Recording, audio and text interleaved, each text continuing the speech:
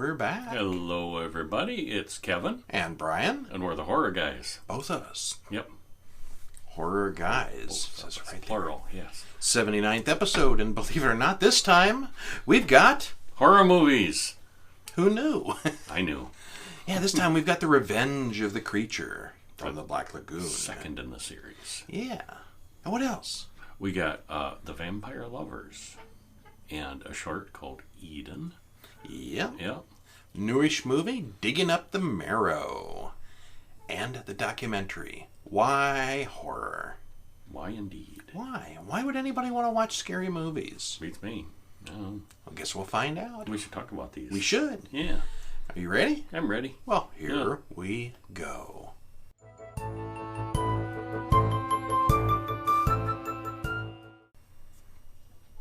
So first up we had Revenge of the Creature from 1955. Another Universal classic.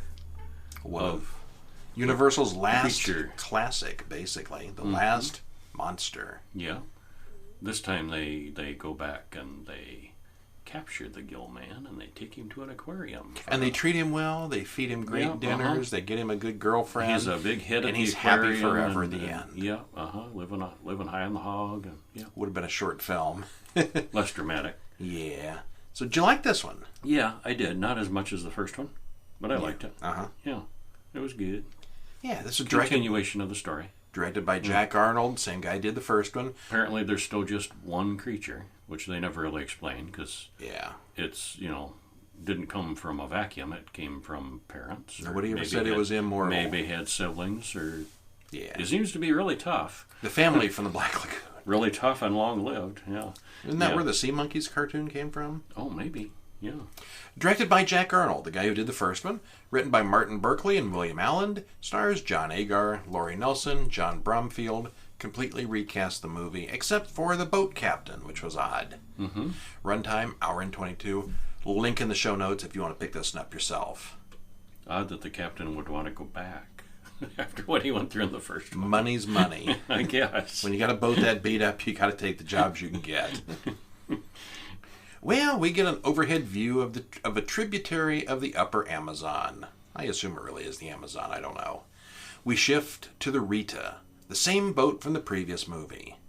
This time, they'll be returning to the Black Lagoon in the morning. Mm-hmm. The mission is to capture the Gill Man. And we get a quick overview about evolution and the theory over how this creature can still exist unchanged from millions of years ago, although they never actually admit that it reproduces or that there's a Mrs. Creature out there. And, And we only see the one. The way he acts, maybe there isn't a Mrs. Creature out there. That's why he's so cranky, yeah. Yeah, and just that desperate. Mm-hmm. Well, they arrive and lower a man down, this time in what looks like an armored diving suit. So much for the skimpy swim trunks and an air tank. This guy's wearing... Those come later. Big old diving helmet. There's plenty of skimpy bathing suits. Yeah. Well, the creature attacks immediately. He knows what he's in for now. Mm-hmm. He goes for the man's air hose, but the men on the boat start shooting, and he swims away unharmed. They then dynamite the water, and that works pretty quickly. Stuns him pretty good. Yeah, he floats to the surface unconscious. Well, now the creature's in a coma, and is flown to a lab in California, where he'll be in the care of Professor Cleet Ferguson. You just don't hear people named Cleet anymore. No, not so much, yeah. Short for Cletus. And the California's, that's I believe it's Florida. Is it yes, Florida? Yes, okay. Yes, because the next movie takes place in It's got Florida. palm trees. It must be California. No, it's Florida, South Florida. And it does make more sense considering the next movie, you're right. Yeah. Well, they unload him at the big Ocean Harbor Aquarium, and he finally wakes up. He nearly escapes immediately, but they net him again and chain him to the pool. Yeah, there's quite a dramatic scene with him fighting with the guys and trying to get loose. And he's rough. Yeah, he is. Well, Ferguson quickly meets Helen, and he likes her. The Gill Man meets Helen, and he likes her. And he keeps staring at her through the window of the pool, so you know he's got a thing going. Mm-hmm. Cleet and Helen get into the pool to feed and train the Gill Man, and the creature gets kind of excited. Mm-hmm. Well, they start performing various scientific tests on the Gill Man, and it turns out he's closer to human than fish. Just a hair away genetically. And he's very smart. Very. He kills Cleet's assistant Joe and escapes. He heads straight for the ocean and is free. Soon he's sighted nearly everywhere, and the Navy is hunting him down. They assume he's slowly heading back to the Amazon. But he hasn't gone back to the Amazon. Yeah. He's hanging out across the street from Helen's motel. He kills Helen's dog, and the next morning Helen and Cleet take off on a boat bound for Cleet's hometown, which he's never specified, and we see the creature following them. When they arrive, they dress up and go to the lobster house, where there's a huge crowd. Everybody having a good time until... The gill man walks in right behind them. He grabs Helen and dives off the pier. The police put out an APB on the creature, and a huge manhunt gets underway. Gillman hunt. Gillman hunt, yes. They finally find Helen on the beach, and the creature comes out of the water to pick her back up. He's spotted. Cleet grabs Helen, and the cops start shooting. Once again, the creature sinks to the bottom, not to be seen until the next film. Well, this one has Clint Eastwood, easily recognizable in his very first film role, as a young college student in the lab who has trouble with a lost rat. Uncredited. He does have dialogue, but he's uncredited. I wonder what the point of that scene was. The character's not important, the lost rat's not important. Very minor comic relief. Lighten the mood a bit, because it's kind of a grim movie. I wonder if he knew somebody to get that scene. Maybe. Somebody owed him a favor or something. Yeah, it doesn't seem like it was an important scene. Yeah. Well, anyone who has issues with SeaWorld will get pretty riled up with the conditions the gill man is forced to live in, which were probably based on somewhat realistic conditions at the time. A tiny radius of chain in the middle of a not very large pool. And they probably didn't feed him anything in the month or so it would have taken to get to from the Amazon to Florida. They feed him there. Once he wakes up. Yeah, fishies. Yeah, it's hard to feed an unconscious fish man.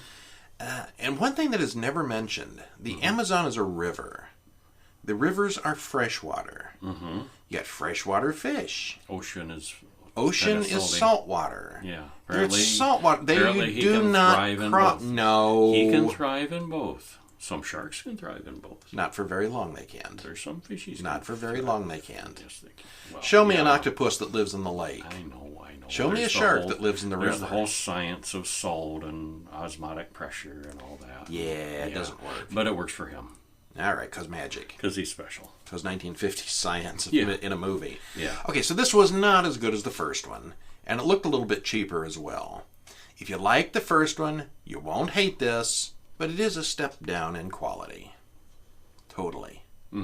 Yeah. Yeah. Yeah, but it was okay and watchable. It's all right. You should collect the whole set. If you like creatures and lagoons and, watery things. Yeah. Which takes us to the Hammer Horror Film of the Week. So week before last we had... Which one was it? Scars of Dracula. Now it was last week. Blood of Dracula. Blood of Dracula. Was it? Yeah. Taste the Blood of Dracula. Taste the Blood of Dracula. Then we had the Scars of Dracula. And now we have the Vampire Lovers. 1970 was a big year for Hammer. All three of them were from Hammer in 1970. Yep. And this one doesn't have Christopher Lee in it, but it almost did. It had a role that was written for Christopher Lee, that he was busy doing something else. And it would have been another easy role for him. Yeah, the number of lines for that Easier guy. than Dracula, even. This guy really didn't do much. Yeah, he didn't say anything. He just looked ominous. Okay, Vampire Lovers, 1970. What'd you think? It was okay. It was definitely very much okay. I saw this and it was okay.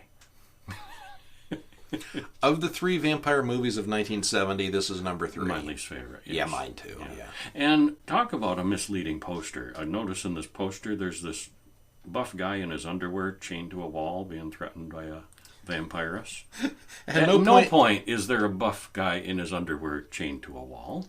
I don't remember any guys being threatened at all. Barely, yeah. It's all about the girls. Women on women in this one. Very girl on girl in this one. Yeah, which I don't see how this got by the censors. Narrowly, I imagine. In 1970, yeah. It's pretty tame by today's standards.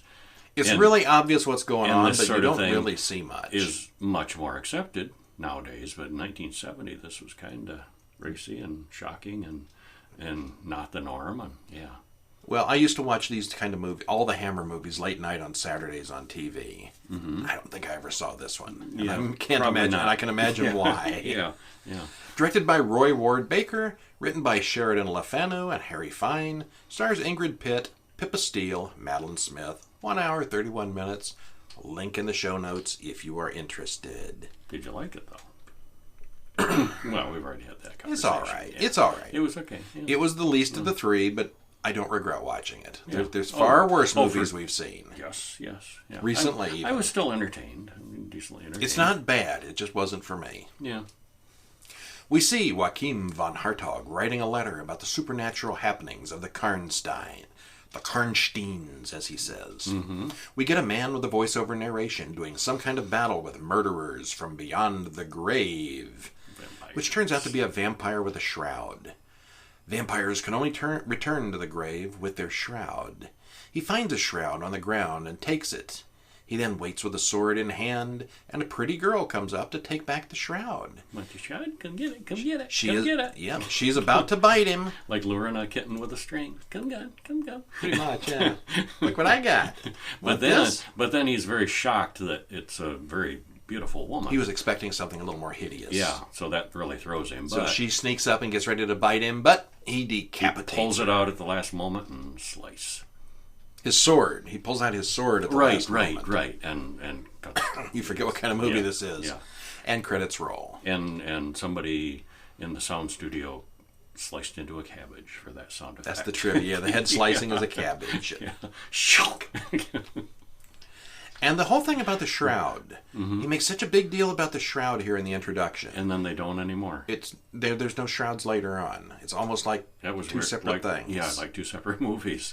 Yeah, the way he was going, it's like the whole secret is in the shroud. They started in one direction and then completely changed after the credits. None of the later vampires even had shrouds that we know of. Yeah. Okay, so the general, who looks an awful lot like Peter Cushing, they aged him down this time. He looked younger with the dark hair. Mm-hmm. Yeah. The general is putting on a fancy party for his daughter's birthday. And weren't they all well dressed? Well, they were. Boy, that was a fancy party. Yeah. That's the kind you had. Did you see the size of that house? Yeah, that wasn't no house. That was. Yeah, he's not just a general. Yeah. Well, the countess comes to the party and introduces her daughter, Marcilla, who is instantly popular with the young officers at the party because she's very good looking. Mm-hmm. The countess almost immediately has to leave, but asks the general to watch over Marcilla until her return. Which you'd think that might be an hour or two, but she never comes back. Yeah.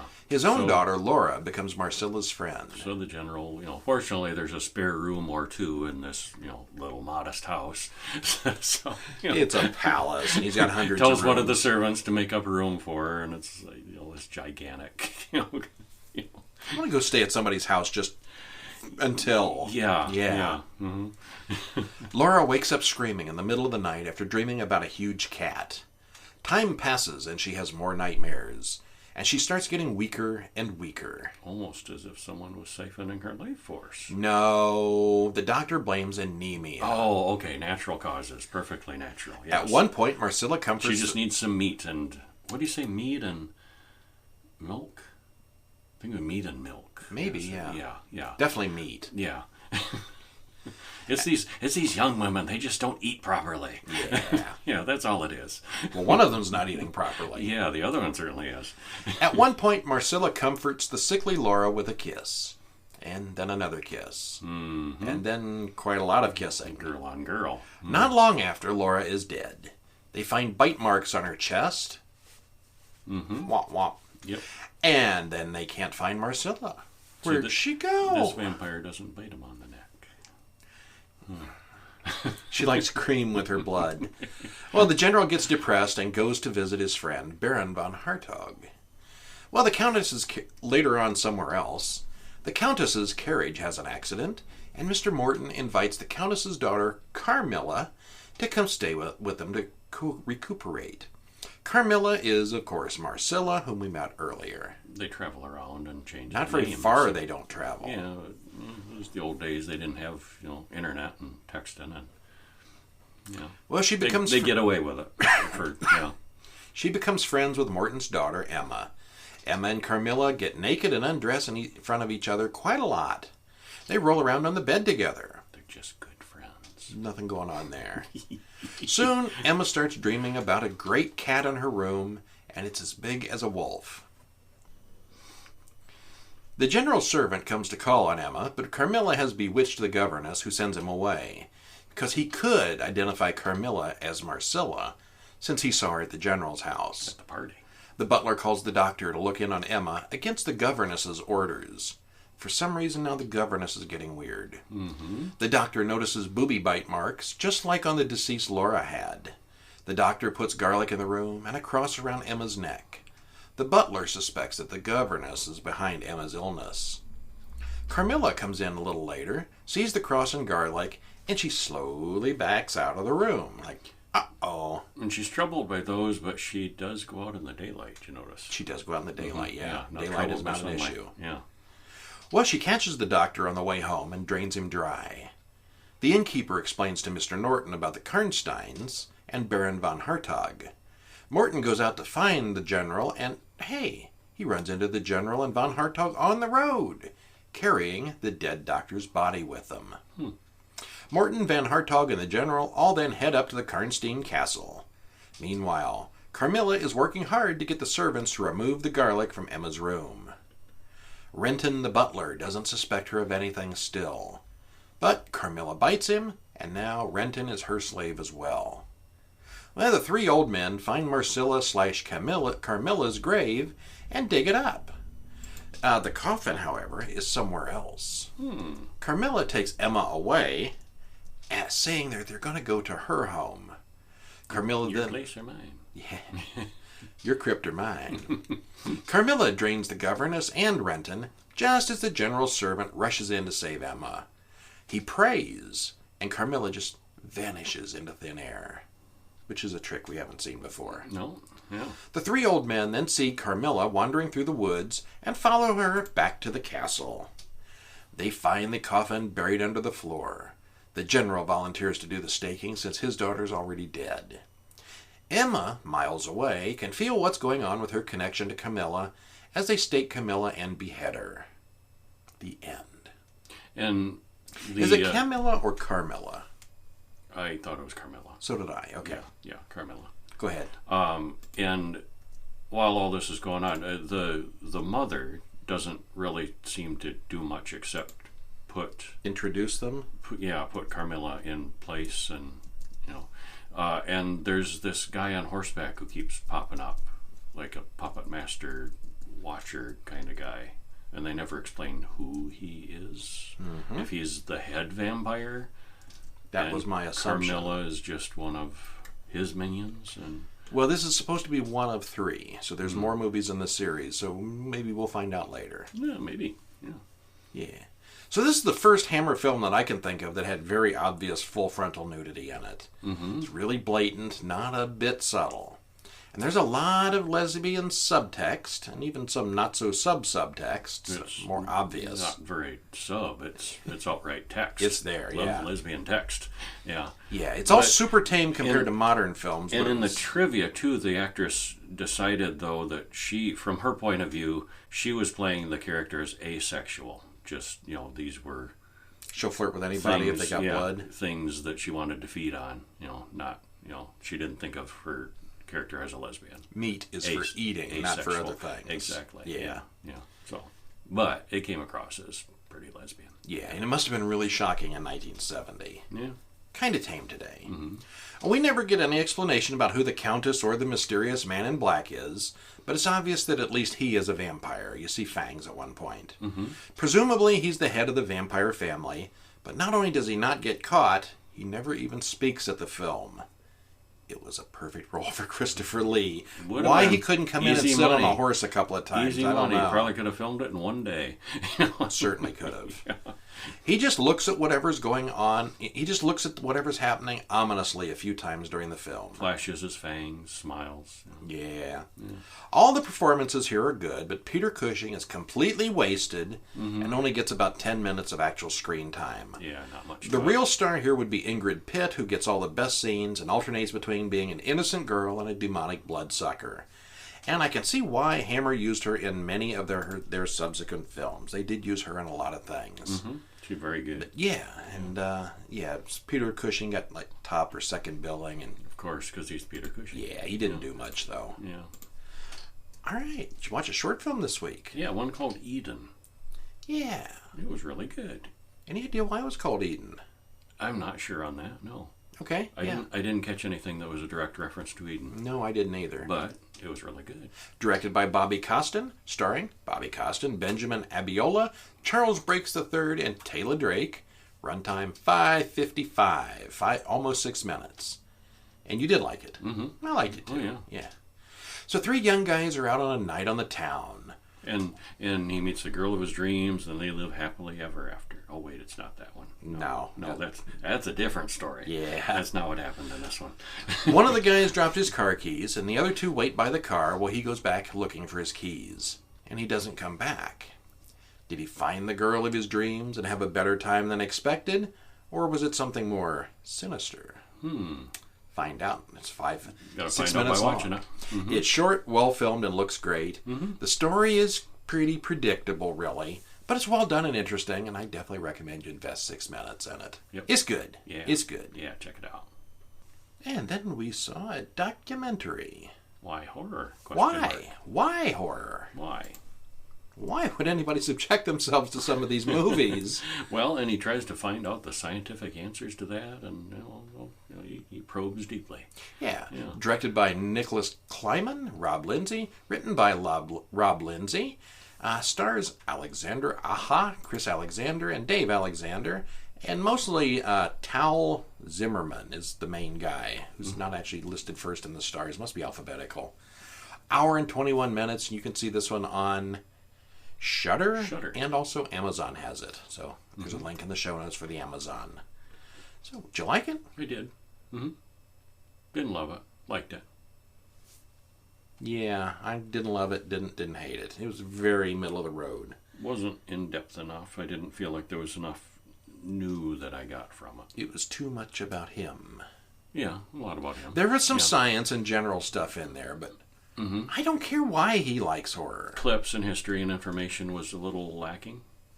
Yeah. Things like... Compared to like the horror noir a couple weeks ago with all those clips, that was just fun to watch. Yeah, and history and see, people analyzing I haven't seen that. I want to and, see that. I want to see that. And people talking about why this is historically significant. Why King Kong was what it was. And this one here is just a little more superficial, I thought. Film clips to be showing film clips at certain points is all. Not about the movies at all. Yeah. All right, so one of the opening lines asks the viewer, what is it about horror that makes fans react the way they do? And Tal Zimmerman, who just self-identifies as a horror fan, he's not an expert or a critic or anything, explains why he and so many others love the horror genre. And there are interviews with directors, philosophers, artists, actors, anthropologists, writers, and about everyone else involved with the genre. At one point, Tal gets into an MRI machine and watches horror films while he's in there to see what it does to the brain. Turns out it's a tension reliever. For him, anyway. Well, because he's so acclimated to it was the scientist theory, too. Yeah. And then him and his mother, who doesn't like horror, got into a machine. And what was it? He was calmer than she was. Which probably doesn't surprise anyone. He's used to that stuff. Mm-hmm. Yeah. Well, there's a section on there about how the Halloween holiday has influenced and corrupted the Mexican Day of the Dead holiday. Why little Mexican kids now dress up as Frankenstein and Dracula instead of the traditional dead people. Mm-hmm. And the whole point is you pay your respects to the actual dead so they won't kill you. Why would you want to do that to a monster who's planning to kill you? Dracula and Frankenstein aren't good monsters. They're the bad guys.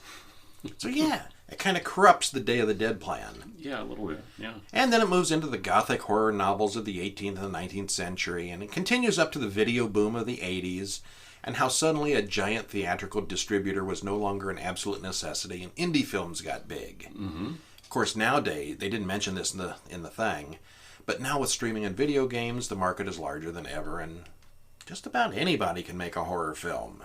Grab a camera, make one. That's all it takes, yeah. Unfortunately, for some, yeah, that's not always a good thing. If you think you made a good one, send us an email. We'd probably like to see it. Yeah. We might regret saying that sometimes, but yeah, we'll take a look. Okay, and that's pretty much it. There's not a lot to say about this other than what it is. It tells about there's why not really people a like plot horror. or anything. Yeah, there's no story to break down. No spoilers. Yeah. One of the quotes from the movie is, "We don't kill people for fun anymore." and they're showing like the old Coliseum where people used to, battle lions and kill each other with swords. Now you can see it at the theater. We don't release those. We don't kill people for fun anymore. Now we create movies that kill people. Mm-hmm. I was expecting a fairly standard documentary with lots of film clips and medical discussion in this case, but this is actually really more about what the title says. Why do people like the scary stuff? Unfortunately, Tal Zimmerman mostly talks about himself and his own childhood, which I guess it's entertaining if you're his mother. His mother's in this quite a bit, by the way. But my childhood was nothing like that, and so it's kind of hard to relate. I'm sure his experience isn't close to yours either. It's not typical. Mm-hmm. And I'd say a full quarter or a third of the film is about him personally, and not horror in itself. So I think it's a little bit, let's say, self-indulgent. It's a vanity work. It certainly is. A little bit of a vanity job. I mean, there's enough in here to make it interesting, mm-hmm. Well, but it's not a really good interesting. And even the stuff about him was, not boring. It's all right. Yeah. He used to wear monster makeup and make bullet holes on his brother's head, and okay, yeah, I know lots of people that do those things, and they're like in their 40s. There's not really a lot to describe about the film, but if you are interested in an introspective and psychological and entertaining reasons why someone might be a horror fan, then this one is definitely worth watching. Check it out. Yeah. And then we saw another sort of documentary. Not really. Not really. A faux-umentary. Digging Up The Marrow. We had a big discussion about what is a mockumentary. Not a mockumentary. I guess mockumentary really is funny. Yeah, this is a faux-umentary. it's faux. It's fake. Like Blair Witch. Well, that wasn't really. That was more found footage. Well, it was presented like a documentary. She was making a documentary. Yeah. They just spliced it together after the fact. Yeah. Well, this is a sort of maybe more of a behind-the-scenes thing of how they were making their movie. They were going to make a movie about this thing, and we get to see how that happened. Mm-hmm. Anyway, 2015's Digging Up the Marrow. Did you like it? I did. I liked it a lot. I like this a lot, yes. I think this is the best thing this week. Mm-hmm. Yeah, I agree. like this one. Yeah. And I'd never heard about it. It popped up as a trailer on Shudder, I believe, and we ended up watching it there, and I'd never heard of it. Well, and it's Ray weird. Wise is in the trailer, and I'm figuring, I'll bet he's in that for 5 minutes, but let's watch it anyway. He's in it a lot. Yeah, he's the main star. Well, and it's weird, and that's why it's a weird documentary thing, because Ray Wise plays a character named William Decker. He's not playing Ray Wise. All the other main people in it are playing themselves, which grays that documentary, definition. Well, part of the trivia right away is that Adam Green is a director, and he really is, and he wrote and stars in this, and according to the movie, this is all real. He found out about this guy who sent him a submission, which is true. He actually got a submission from some guy with a book like this, and it gave him the idea for this movie. Yeah. But then they figured eventually they were going to find out if they went with some unknown actor as Decker that they would get backlash because it's all fake, like Blair Witch. People thought it was all real at the beginning, and then there was a lot of backlash when people found out it was all actors. So they said, well, forget that. Let's just cast a really well-known actor in the main part, and then people will know it's just a movie. There won't be that backlash. I guess. Yeah. Worked for me. I watched it because he was in it. Yeah. I wouldn't have watched it if it had been a bunch of nobody. I would have said, oh, look, another found footage, and turned right over to something else. Yeah. But it was really good. Ray Wise really was good in that role. Yeah. Written and directed by Adam Green, stars Ray Wise, Adam Green, Will Barrett, hour and 29 minutes. Shudder has it, Amazon has it, maybe other places too. And we start out watching interviews of numerous celebrities and pseudo-celebrities talking about their love of movie monsters. Just like the documentary we just told you about. Same kind of thing. Yeah. We then cut to the Aries Scope movie studio and talk to this guy named Adam Green, who turns out is a director and writer who's made lots of real-world, well-known horror films. Machete is the first one that comes to mind. He did the Machete series. Machete 2. Yeah. And throughout the story, we see cameos by people that he works with and worked with on these other films. And just tons of other directors and people in the business. Yeah, there's a lot of people in this. He talks about stuff that people send him, like line drawings and crazy books. And he talks about this one crazy book but we'll get to that in a minute. That William Decker sent to him. Yeah, we see a lot of scenes from their real-life movie productions, from Machete and the other Frozen and some other movies.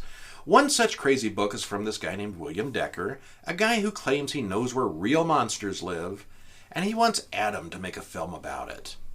Adam is impressed enough with the guy's submission that he wants to film the subject of Decker's story.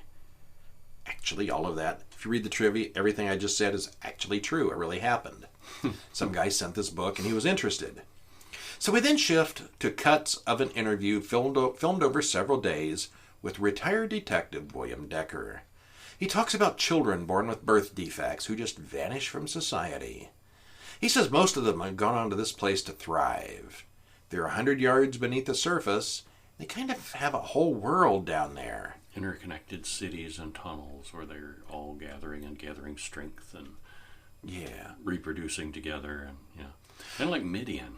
And from the Clive Barker, Nightbreed. We both thought of that, Nightbreed. Yeah. Immediately that comes to if you've seen Nightbreed, this is kind of that in a different viewpoint of the same thing. Yeah. Could be exactly the same thing, just different point of view characters. Less magic. Yeah. Well, we just don't see the magic. So when he was young, when Decker was young, he saw a kind of serpent-faced man in a lumber yard. After that, he found others that hid in the woods each night. He found the entrance to their hiding place, and he called it the Marrow, which is an odd name. Too close to the hiding place because they'll cover it up and then get a new entrance. Never see him again. Yeah, so you got to tread carefully when you're hunting them down. Very secretive. So they go out there, past the old cemetery, and deeper into the woods on the other side. Decker seems a little crazy, but maybe not so crazy that he couldn't be on the level. He's very evasive about his family, and he has a padlocked door in his house, so there are some red flags going up. Decker keeps seeing things out in the woods, but nobody else seems to see anything, even with the camera on. The camera lights are off. He won't let the cameras be seen, so you don't see anything. Not at first. Then they turn the lights on, and they all see it. Yeah. It's real. So then they wire up the cemetery with numerous cameras and install a floodlight that supplies enough light to hopefully film one of these people. Decker warns that just like everywhere else, some of these creatures are dangerous. Not most of them, but some are. Before long, they start catching monsters on camera. There's a lot of them. Adam then has to leave on a month-long horror convention tour. Other directors start laughing when Adam tells them about Decker. Turns out he's approached them all at one time or another, and they all know Decker's crazy. Can't believe you fell for it, Adam. You fell for that? Sucker. So Decker's been lying to them, but he's also clearly got a secret. Still, Adam wants to believe, and sometimes it's hard to believe. Tell you what, by the time it's over, you'll believe. You'll believe. Okay, so the whole thing is done in the form of found footage mixed with a documentary. Decker's initial explanation made it sound just like The Secret Word of the Nightbreed from the 1980s. Ray Wise has never been bad in anything, and this is no exception. When I heard he was starring in a low-budget horror film, I assumed he'd be in it for 5 or 10 minutes tops. Yeah, one of those things where they bring him in for, Well, I heard Bruce Willis is in something that's on TV or the movies right now. Bruce Willis, he's right there on the cover. Bruce Willis and this girl cop. 99% of the movie he's in like one scene. It's for name recognition. That's what they often do. Yeah, that's what they do, and that's what I thought they were doing here. But it's not the case. He really is integral to the plot and a major character. He gets lots of screen time. Yeah, and there's lots of Hollywood horror cameos. Kane Hodder, Tony Todd, Tom Holland, Lloyd Kaufman, and others. Probably quite a few that I didn't even recognize. And from the trailers, I was expecting something along the lines of Blair Witch, but it's really nothing like that. It's actually pretty good. Yeah. So was Blair Witch. You said that like you don't like the Blair Witch. It's okay. Yeah, okay. I did not like it the first time I saw it. I thought it was dumb. I got a headache from the shaky cam. In retrospect, I've gotten used to shaky cam because everything's got it now. Because it's heavily used. And I respect it a little more than I used to.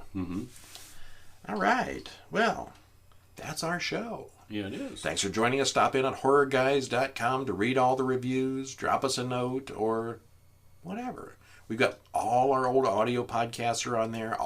There's a link to all the videos on there. So, yeah, if you want to catch up on 78 other episodes, we've got them available. There's even a phone number where you can call and scream if you want to. You could. Give us your best horror movie, scream. Wow. 937-453-1575. I should just make up a number for that one and let people start screaming. 937-453-1575. HorrorGuysMail@gmail.com. @HorrorBulletin at Twitter. Now get ready for next week. What are we going to see? Horror movies. Okay. We'll begin with The Creature Walks Among Us, the third creature movie from 1956. Mutant from 1984. Not so well known. Mutant, one word, like Alien from a few years previous. It's not the same movie, though. No. Hens of the Ripper from Hammer in 1971. We finally got out in 1970. We're moving to 71. And 2011's hit, Attack the Block. Well, that should be fun. Stars your favorite stormtrooper. John Boyega, yes, it does. And I think this may have been his first role. I'd never heard of him before this. I don't know if it was his first big one, but it was pretty. Well, I think it was his first big one. Pre-Star Wars for sure. Yeah. And now he doesn't have to work anymore if he doesn't want to. No, I bet he's set for life if he wanted to be. I'm sure anybody who sets foot near Star Wars is. I bet we'll still see him in stuff. He's young and talented, and I bet he'll be in many things. All right. Yeah. Much like us. If he wants to be. Next week. Yeah. See ya. See ya.